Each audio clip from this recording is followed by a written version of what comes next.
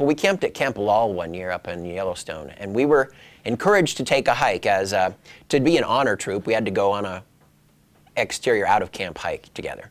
So we picked a waterfall, and we said it's only about 5 miles into Yellowstone Park on the Falls River, beautiful place called Terrace Falls.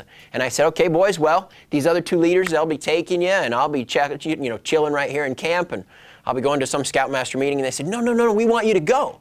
And so we asked around about the trail, and they said, it's going to be pretty dicey. None of the trails in Yellowstone are going to be accessible, quote unquote.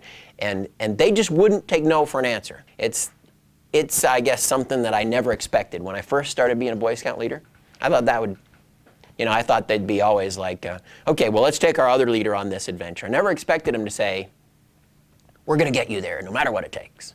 So we'll piggyback you, we'll carry you, we'll drag you, whatever, we're not going to take no for an answer. And the group has a decision to make. Are we going to go and follow and do what other troops do, or, and accommodate that, or else are we going to basically have a mutiny? And true to 12-year-old boys, they know mutiny, They all get on board usually. And the funny thing is that troops who don't have a common unity just don't have a reason to have it. And so my troops, I find, actually develop a stronger character of who they are and what they're doing just because they have this bigger goal than most troops. We started off down the trail, and there was a lot of windfall and deadfall all over the trail, just logs everywhere. So some of the logs were small enough that they could give me a boost and I could go right over them.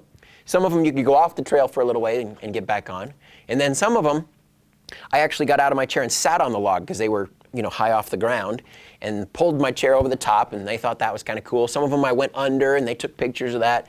And then when they got hard, the boys said, well, this one's really long, let's lift it up. And so I've got pictures of 14 boys all standing under this log, lifting it up like this, and me sliding under the tree, And they'd be walking along through these bushes and brambles trying to keep me on this little skinny trail.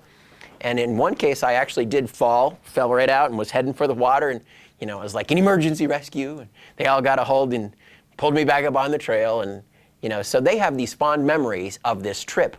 But I don't think any of them think of when we got there, it was really pretty waterfall.